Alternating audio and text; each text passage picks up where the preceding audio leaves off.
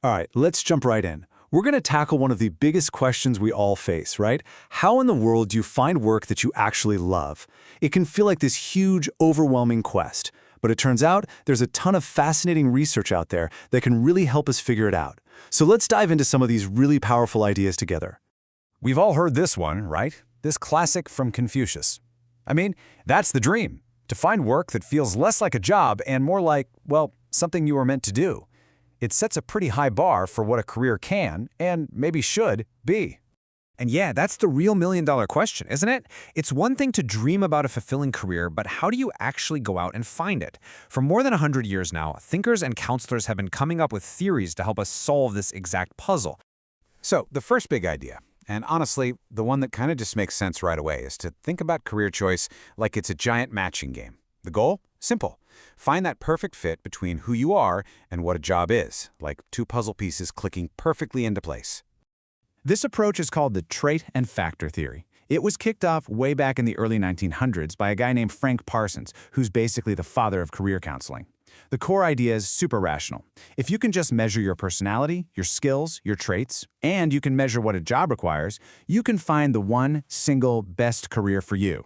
And Parsons boiled it all down into this simple, but honestly pretty powerful three-step method. First, you've got to know yourself, like really do a deep dive. Second, you have to know the job market, what's out there. And third, you use logic, what he called true reasoning, to connect the dots. This became the foundation of career counseling for decades. But that basic idea of matching, it didn't stop there. It was taken to a whole new level by a theorist named John Holland, and his system is one of the most widely used in the world today. Holland's theory is so fascinating because he said, hey, it's not just people who have personalities, work environments do too. He sorted them both into 6 categories, and you can remember them with the acronym RIASEC. So are you a realistic doer who loves hands-on work, or maybe an investigative thinker who just loves to solve problems? Are you an artistic creator or a social helper? Or maybe you're an enterprising persuader who likes to lead, or a conventional organizer who's amazing at creating order. Holland said if you figure out your top 3 types, you get a unique code that points you toward jobs where you'll just click. It's the theory behind a lot of career tests you've probably seen online. So the magic word in Holland's whole model is this idea of congruence. You can think of it like finding the perfect soil for a plant. If you're a social artistic person and you find a job in a social artistic environment, boom, that's high congruence. And according to Holland, that is the secret sauce for being happy and successful at work. But what if life isn't about finding one perfect static match? What if our careers are more like a story that unfolds over our whole lives? A whole new wave of theorists started to argue that a career isn't just a single choice, it's an evolving journey. And this chart just lays out that shift in thinking so perfectly. The old trait and factor view saw it as this one-and-done deal. You find your match, and you're set. But the newer, developmental view sees it as a dynamic, lifelong process.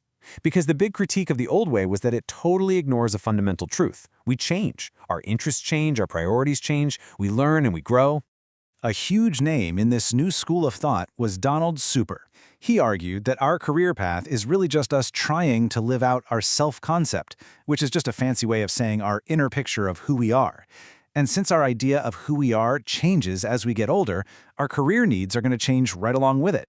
Super came up with this really beautiful idea he called the life rainbow, to show that our role as a worker is just one color, one thread in the whole tapestry of our life. We're also kids, students, citizens, partners, parents, you name it. And a really fulfilling career, in his view, is one that works with all these other parts of who we are. And the thinkers who came after Super, like Mark Savickas, they really ran with this idea. They started to see career counseling not as a matching game, but more like, well, like story editing.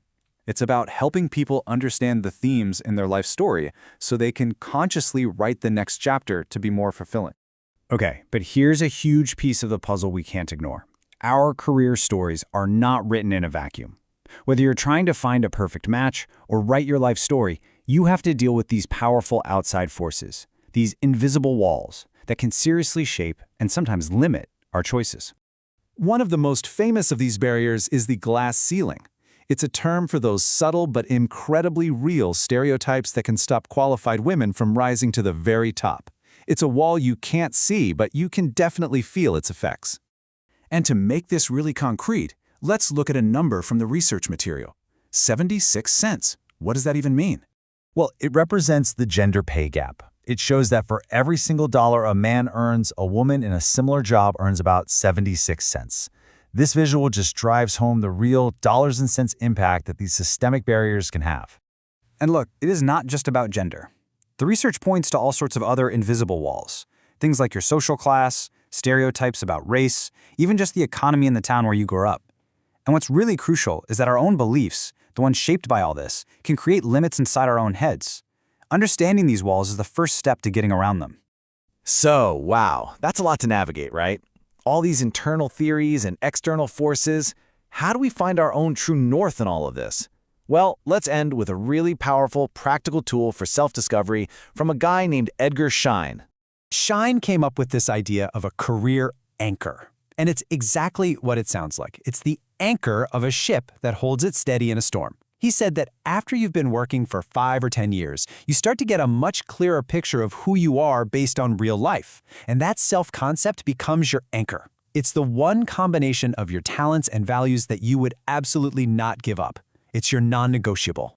So here they are, the 8 anchors that Schein identified. As I go through these, think about which one just really hits home for you. Is it autonomy? Or maybe rock-solid security? Is it being the absolute master of a technical skill? Or is it all about serving a cause you believe in? Or maybe it's the thrill of a pure challenge, or just having a lifestyle that lets everything fit together. Finding your main anchor can make your choices so much clearer. So, as we wrap this up, I'm just going to leave you with this one powerful question. Looking at that list and thinking about your own story, your own journey, what's your non-negotiable? What's the one thing that holds you steady in this wild world of work? What's your career anchor? Because finding the answer to that might just be the most important career move you ever make.